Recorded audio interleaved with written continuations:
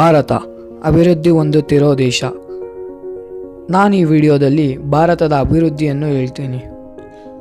1947 ಬ್ರಿಟಿಷರ ವಿರುದ್ಧ ಭಾರತೀಯರು ಹೋರಾಡಿ ಸ್ವಾತಂತ್ರ್ಯವನ್ನು ಗಳಿಸಿದರು. ಆಗ ಪಾಕಿಸ್ತಾನ ನಮ್ಮೊಂದಿಗೆ ಇತ್ತು. ಅವತ್ತಿನ ದಿವಸವೇ ಪಾಕಿಸ್ತಾನ್ ಮತ್ತು ಭಾರತ ಎಂದು ಡಿವೈಡ್ ಆಯಿತು. ಮೊದಲನೇ ಪ್ರೈಮ್ ಮಿನಿಸ್ಟರ್ ನೆಹರು ಅವರು ಮೊದಲನೇ ಗಣತಂತ್ರ ದಿನ ಫ್ಲ್ಯಾಗ್ ಹಾಸ್ಟಿಂಗ್ಗೆ ಗಾಂಧೀಜಿಯವ್ರನ್ನ ಕರಿಬೇಕು ಅಂದ್ಕೊಂಡ್ರು.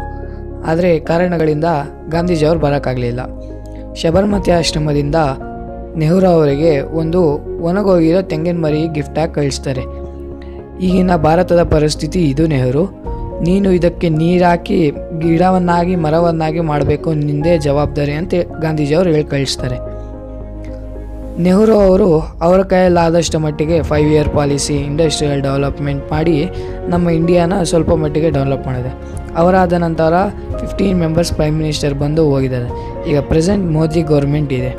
ಮೋದಿ ಗೌರ್ಮೆಂಟು ನಮ್ಮ ಭಾರತವನ್ನು ಅಭಿವೃದ್ಧಿ ಮಾಡೋದಕ್ಕೆ ಎಷ್ಟೋ ಟ್ರೈ ಮಾಡಿದೆ. ಮೊದಲನೇದಾಗಿ ಡಿಮಾನಿಟೈಸೇಷನ್ ಮಾಡಿ ಬ್ಲ್ಯಾಕ್ ಮನಿನೆಲ್ಲ ಸೀಸ್ ಮಾಡಿದ್ದಾರೆ. ನೆಕ್ಸ್ಟ್ GST ಅಂತ ಮಾಡಿ ಇಂಡಿಯಾದಲ್ಲಿರೋ ಎಲ್ಲ ಟ್ಯಾಕ್ಸ್ ಸಿಸ್ಟಮು ಒಂದು ಮಾಡಿದ್ದಾರೆ. ಇವ್ರು ಮಾಡಿರೋದೆಲ್ಲ ಓಕೆ, ಬಟ್ ನಾಟ್ ಬೆಸ್ಟ್. ನಾನು ಈ ವಿಡಿಯೋದಲ್ಲಿ ನಮ್ಮ ದೇಶವನ್ನು ಅಭಿವೃದ್ಧಿ ಮಾಡೋದಕ್ಕೆ ಸ್ವಲ್ಪ ಐಡಿಯಾಸ್ ಹೇಳ್ತೀನಿ. Number 1, unemployment. ಇದು ನಮ್ಮ ದೇಶದಲ್ಲಿ ಮೇಜರ್ ಪ್ರಾಬ್ಲಮ್. ಗೌರ್ಮೆಂಟ್ ಇವರಿಗೆ ಸಹಾಯ ನೀಡೋದಕ್ಕೆ ಮಂತ್ಲಿ ಅಶ್ಯೂರೆನ್ಸ್ ಕೊಡ್ತಾ ಇದೆ. ಇದು ಪ್ರಾಬ್ಲಮ್ ಟೆಂಪರವರಿ ಸಾಲ್ವ್ ಆಗುತ್ತೆ. ಬಟ್ ಇದನ್ನು ಪರ್ಮನೆಂಟಾಗಿ ಸಾಲ್ವ್ ಮಾಡಬೇಕಂದ್ರೆ ಗೌರ್ಮೆಂಟ್ ಇಂಡಸ್ಟ್ರಿನ ಸೆಟಪ್ ಮಾಡಬೇಕು.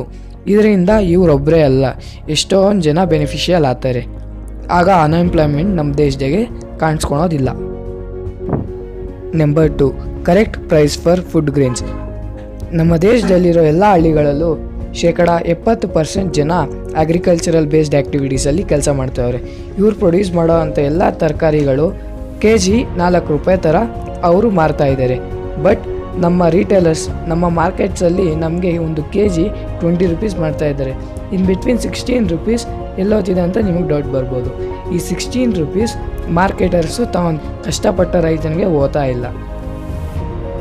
ಎಷ್ಟೊಂದು ಜನ ರೈತರು ಬ್ಯಾಂಕ್ನಲ್ಲಿ ಲೋನ್ ತೊಗೊಂಡು ಕೆಲಸ ಮಾಡ್ತಿರ್ತಾರೆ. ಈ ಲೋನ್ನ ತೀರ್ಸೋಕ್ಕಾಗದೆ ಎಷ್ಟೊಂದು ಜನ ಸೂಸೈಡ್ ಐಟಮ್ಸು ಮಾಡ್ತಿದ್ದಾರೆ. ಗೌರ್ಮೆಂಟ್ ಇವ್ರಿಗೆ ಸಪೋರ್ಟ್ ನೀಡೋದಕ್ಕೆ ಬ್ಯಾಂಕ್ನಿಂದ ತೊಗೊಂಡಿರೋಂಥ ಲೋನ್ನ ಸಾಲ ಮನ್ನಾ ಮಾಡ್ತಿದ್ದಾರೆ. ಇದರಿಂದ ಪ್ರಾಬ್ಲಮ್ ಟೆಂಪರವರಿ ಸಾಲ್ವ್ ಆಗುತ್ತೆ. ಇದನ್ನು ಪರ್ಮನೆಂಟಾಗಿ ಗೌರ್ಮೆಂಟ್ ಸಾಲ್ವ್ ಮಾಡಬೇಕಂದ್ರೆ ಮಾರ್ಕೆಟರ್ಸ್ನ ಪ್ರೊವೈಡ್ ಮಾಡಬೇಕು. ಆ ಮಾರ್ಕೆಟರ್ಸ್ kg 14 ರೂಪೀಸ್ ಅಲ್ಲದೆ 2 ರೂಪೀಸ್ ಬೆನಿಫಿಷರಿ ತೊಗೊಂಡು ಮಿಕ್ಕಿದ 14 ರೈತರಿಗೆ ಕೊಟ್ಟರೆ ಅವರು kg 4 ರೂಪೀಸ್ ಪ್ಲಸ್ 14 ಅಂದರೆ 18 ರೂಪಾಯಿ ಅವ್ರ ಲಾಭ ಬರುತ್ತೆ. ಅವರು ಅಭಿವೃದ್ಧಿ ಆಗೋಕ್ಕೆ ಚಾನ್ಸ್ ಇರುತ್ತೆ. ಈ ಸ್ಕೀಮ್ ತರೋದ್ರಿಂದ ಗೌರ್ಮೆಂಟ್ಗೂ ಲಾಭ ಇರುತ್ತೆ. 2 ರೂಪೀಸ್ ಪ್ರೈವೇಟ್ ಸೆಕ್ಟರ್ಸ್ ಹೋಗೋ ಬದಲು ಗೌರ್ಮೆಂಟ್ಗೆ ಸೇರುತ್ತೆ. Number 3, income based reservation. ನಮ್ಮ ದೇಶದಾಗೆ almost all caste based reservation ಇದೆ. ಇದರ ಮುಖ್ಯ ಉದ್ದೇಶ ಏನಂದರೆ ಹಿಂದುಳಿದ ಜನನ ಎಂಪವರ್ ಮಾಡಬೇಕು, ಅವ್ರಿಗೆ ಪವರ್ ನೀಡಿ ಅವ್ರನ್ನ ಡೆವಲಪ್ ಮಾಡಬೇಕು ಎಂದು. ಇದು ಸ್ವತಂತ್ರ ಬಂದ ಟೈಮಾಗೆ ಎಲ್ಲ ಕ್ಯಾಸ್ಟ್ಗಳು ಆದರೆ ಡೆವಲಪ್ಡ್ ಆಗಿತ್ತು, ಇಲ್ಲ ಬ್ಯಾಕ್ವರ್ಡ್ ಆಗಿತ್ತು. ಬಟ್ ಈಗ ಪ್ರೆಸೆಂಟ್ ಈ ಫೋಟೋದಲ್ಲಿ ನೋಡ್ತಾ ಇದ್ದೀರಲ್ಲ, ಇವರು ಮಗರ್ ಎಂಪೈರ್ ಫ್ಯಾಮಿಲಿ, ಐ ಕ್ಯಾಸ್ಟ್, OBC ಅವರು. ಇವ್ರಿಗೆ ಯಾವುದೇ ಗೋರ್ಮೆಂಟ್ ಪಿನ್ಷನ್ಸ್ ಆಗಲಿ ಯಾವುದು ಬರ್ತಾ ಇಲ್ಲ. ಬಿಕಾಸ್ ಇವರು ಐ ಕ್ಯಾಸ್ಟ್. ಇವರ ಮಂತ್ಲಿ ಇನ್ಕಮ್ ಅಂಡರ್ 300 ರೂಪೀಸ್ ಇದೆ. ಅಂದರೆ ಗೊತ್ತಾಗುತ್ತೆ ನಿಮಗೆ ಎಷ್ಟು ಬಡತನ ಅಂತ. ಇದ್ರ ಕ್ಯಾಸ್ಟ್ ಬೇಸ್ಡ್ ಸಿಸ್ಟಮ್ ಇರೋದ್ರಿಂದ ಇವ್ರಿಗೆ ಸಪೋರ್ಟ್ ನೀಡ್ತಾ ಇಲ್ಲ. ಈಗ ಪ್ರೆಸೆಂಟ್ ಟೈಮ್ಗೆ ಕ್ಯಾಸ್ಟ್ ಬೇಸ್ಡ್ ರಿಸರ್ವೇಷನ್ನು ತಪ್ಪಾಗುತ್ತೆ. ಈ ಟೈಮ್ಗೆ ನಮ್ಗೆ ಇರಬೇಕಾಗಿದ್ದು ಇನ್ಕಮ್ ಬೇಸ್ಡ್ ರಿಸರ್ವೇಷನ್. ಇದು ಹೆಂಗೆ ವರ್ಕ್ ಆಗುತ್ತಂದರೆ high income, medium income, low income. ಅಂದರೆ 5,000ಗಿಂತ ಕಮ್ಮಿ ಇರೋರಿಗೆ 20%, ಲಕ್ಷಕ್ಕಿಂತ ಕಮ್ಮಿ ಇರೋರಿಗೆ 5%, ಲಕ್ಷಕ್ಕಿಂತ ಜಾಸ್ತಿ ಇರೋರಿಗೆ 2% ರಿಸರ್ವೇಷನ್ ಕೊಡಬೇಕು. ಕರಪ್ಷನ್ ದೇಶದಲ್ಲಿ ಅತಿ ದೊಡ್ಡ ಸಮಸ್ಯೆ. ಎಲೆಕ್ಷನ್ ಟೈಮಾಗೆ ಪೊಲಿಟಿಕಲ್ ಲೀಡರ್ಸ್ ಓಟಿಗೆ ಕಾಸು ಕೊಟ್ಟು ತೊಗೊತಾರೆ. ಅದನ್ನು ರಿಕವರಿ ಮಾಡೋದಕ್ಕೆ ಅವರು ಪವರ್ಗೆ ಬಂದಾಗ ನಮ್ಮ ಹತ್ರ ಕಾಸು ಇಸ್ಕೊತಾರೆ. ಇದಕ್ಕೋಸ್ಕರ ನಾವು ಕಾಸು ಇಸ್ಕೋಬಾರ್ದು. ನೀವು ಯಾವಾಗಾದರೂ ಎಲೆಕ್ಷನ್ ಟೈಮ್ನಲ್ಲಿ ಕಾಸು ಯಾರಾದರೂ ಕೊಡೋದನ್ನ ಇಲ್ಲ ಕರಪ್ಷನ್ನ ನೋಡಿದ್ರೆ ನಿಮ್ಮ ಮೊಬೈಲಲ್ಲಿ ವಿಡಿಯೋ ಮಾಡಿ ಅದನ್ನು ಪೊಲೀಸ್ ವೆಬ್ಗೆ ಸೆಂಡ್ ಮಾಡಿದ್ರೆ ಅವರು ಖಂಡಿತ ಬೇಗ ಆ್ಯಕ್ಷನ್ ತಗೊತಾರೆ. 0% ಕರಪ್ಷನ್, 100% ಡೆವಲಪ್ಮೆಂಟ್. ಎಷ್ಟೊಂದು ಜನ ಹಳ್ಳಿಗಳನ್ನ ಬಿಟ್ಟು ಸಿಟೀಸ್ಗೆ ಬಂದು ದೊಡ್ಡ ದೊಡ್ಡ ಫ್ಯಾಕ್ಟ್ರೀಸಲ್ಲಿ ವರ್ಕ್ ಮಾಡಿಕೊಂಡು ಬಂದಿರೋ ಸಂಬಳದಲ್ಲಿ ಅರ್ಧ ರೆಂಟೇ ಕಟ್ತಿದ್ದಾರೆ. ಇದಕ್ಕೆ ಮೇನ್ ರೀಸನ್ ಹಳ್ಳಿಗಳಲ್ಲಿ ಕೆಲಸ ಇಲ್ಲ.